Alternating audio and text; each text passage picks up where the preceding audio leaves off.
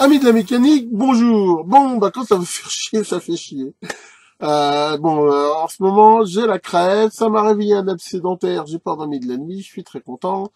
Mais bon, j'ai quand même fait, alors je sais pas si c'est lié, mais j'ai quand même attaqué la réparation de mon tour, parce que d'abord j'en ai besoin, puis en même temps je me suis dit que ça c'est un truc, si je le procrastine encore longtemps, je vais pas le faire et ça va, enfin voilà, je voulais à tout prix faire ça pendant les vacances. Donc j'ai commencé à réparer le tour et j'ai fait une vidéo que je vous montrerai, mais j'ai fait une grosse connerie et bah voilà, en faisant une connerie, bah j'ai pété une pièce. Et donc cette pièce, heureusement, elle est usinable relativement facilement et bah il a fallu que j'en fabrique une autre.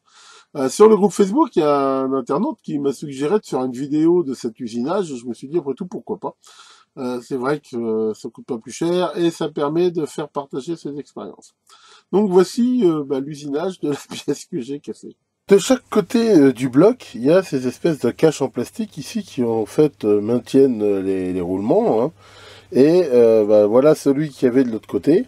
Et l'erreur que j'ai faite, c'est que j'ai cru en sortant l'axe qu'il sortirait du roulement. Et a priori, le roulement était beaucoup plus facile à sortir du bloc. Ce qui fait que ça a forcé sur le cache. Et comme on peut le voir, ça a cassé ici les trous hein, là, qui étaient chambrés. Et donc ça rend cette pièce complètement inopérante.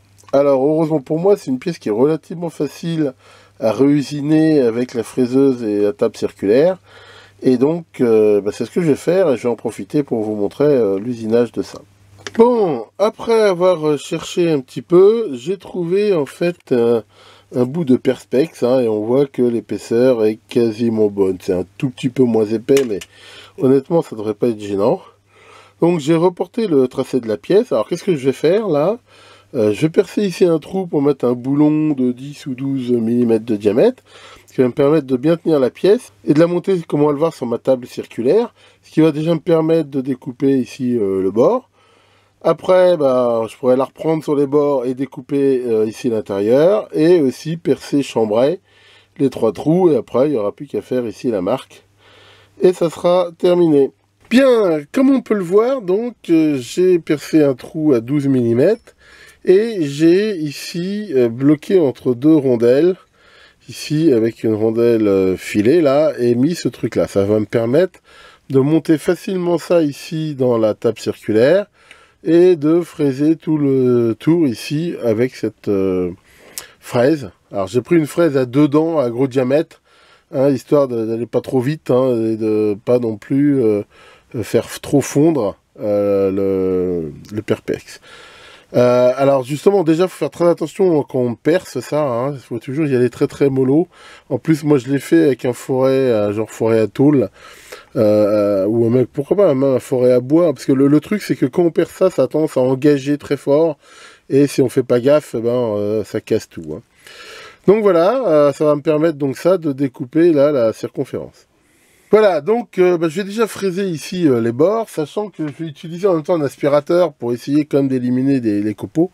Alors bon, je vais vous en filmer une toute petite partie, mais comme c'est très bruyant, et puis bon, il n'y a pas grand chose à voir. Je vais vous montrer hein, comment j'attaque déjà les 4 coins ici.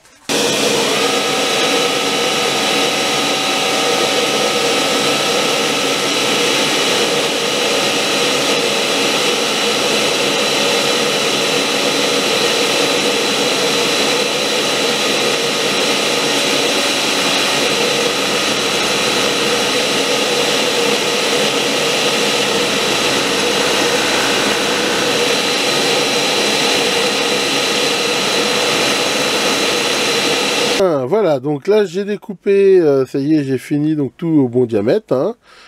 Donc voilà, j'ai fait ça gentiment, en faisant plutôt du fraisage qu'on appelle en opposition, sauf la dernière passe qui était très très fine, au contraire dans le sens, hein, en avalant, c'est-à-dire que en tournant dans le même sens, on va dire, que la fraise, et ce qui a permis ici d'avoir un bon état de surface. Donc maintenant je vais l'enlever ici du système de montage, pour pouvoir le reprendre et percer ici l'intérieur. Je vais enlever aussi la protection ici qui finalement ici m'arrange pas trop.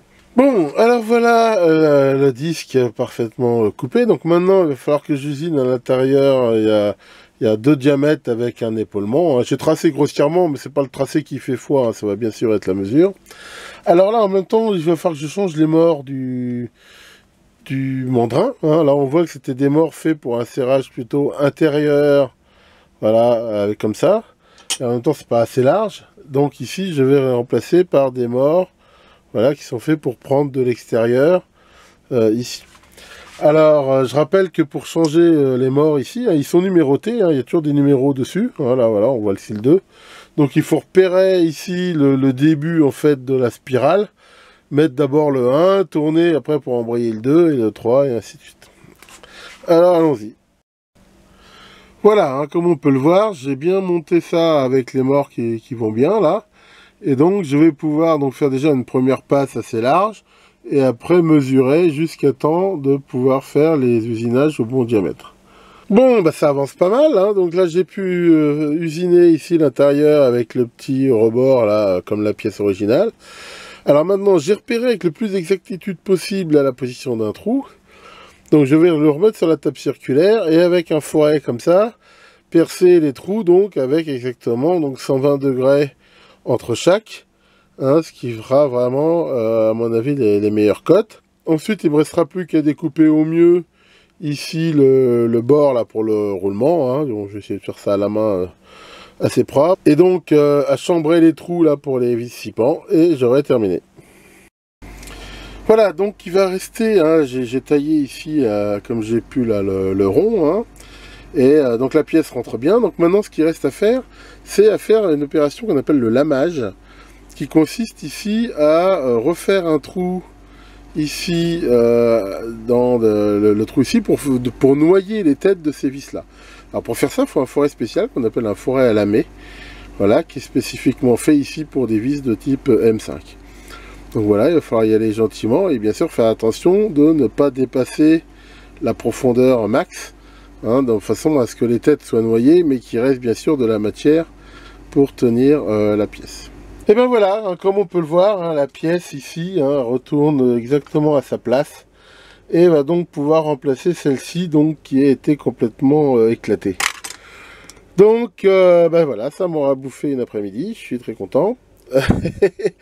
Maintenant, ben on va dire, c'est les risques du métier. Hein, je pense que dans la vie, tout le monde fait des conneries, donc j'en ai fait une, maintenant c'est comme ça qu'on apprend. Manifestement, donc, je vous le dis, hein, quand vous sortez l'axe d'un tour, hein, vous le verrez dans ma vidéo sur la réparation, et ben, il faut penser que il y a beaucoup plus de frottement sur l'arbre que sur le roulement extérieur, et donc, quand on force, et ben, faut pas forcer, il faut d'abord enlever cette pièce-là et pouvoir la mettre. Enfin voilà, hein, on a une belle pièce ici, hein, qui à mon avis est largement aussi solide, si ce n'est plus que celle-là, parce que celle-là, par économie, j'avais fait ici des trous. Et voilà, bon, elle est transparente, mais alors honnêtement, ça ne me dérange absolument pas. Voilà. Voilà pour cette petite vidéo qui était bien sûr pas prévue. Bah, j'espère que je vais mieux dormir cette nuit, bien que là, ça souffle très très fort. Ah ouais, plus de 100 km/h, Maurice. Oui, t'as peur de t'envoler? Bah écoute, va t'attacher à la fraiseuse, hein, fait 140 kg. Ça m'étonnerait que ça bouge. J'espère que le vent me fera pas de dégâts encore cette fois-ci, hein, j'ai vraiment pas besoin de ça. En tout cas, je vous souhaite une bonne soirée et de bonnes vacances si comme moi vous avez la chance d'y être, et je vous dis à très bientôt pour de nouvelles vidéos.